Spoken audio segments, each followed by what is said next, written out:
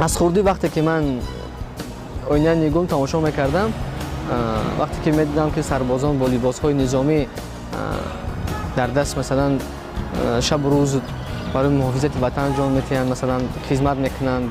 вай мекунанд, дар дили ман шавқ пайдо шуд ки ва мегуфтам ки орзу мекардам кай ман либоси низомиро ба бар мекунам.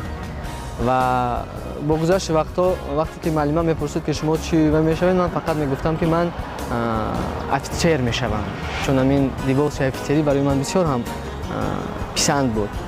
Бо гузашти вақтҳо вақте ки вақтҳо мегузаштанд, тақрибан синфҳои 10 ва 11 аллакай меҳри журналистика дар дили ман ҷой хӯрд. Ин идеология ҳам яке аз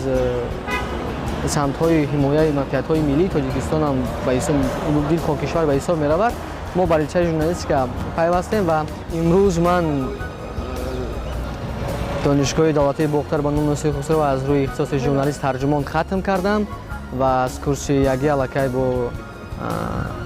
воситаҳои ахбори ма ҳамкорӣ доштам. Пайваста кӯшиш мекардем ки дар ҳифзи манфиатҳои миллӣ, дар умуман тарғиби идеологии саҳми худро гузошта бошем ва имсол хатм кардам ва тасмим гирифтам ки бо хоҳиши худ ба сафи қувваҳои мусаллаҳи Ҷумҳурии Тоҷикистон шомил шавам, чун мехоҳам ки дар баробар оне ки ман сарбози иттилоотии ин ҷумҳурӣ ҳастам, ҳамчунин сарбози қаторӣ ҳам бошам.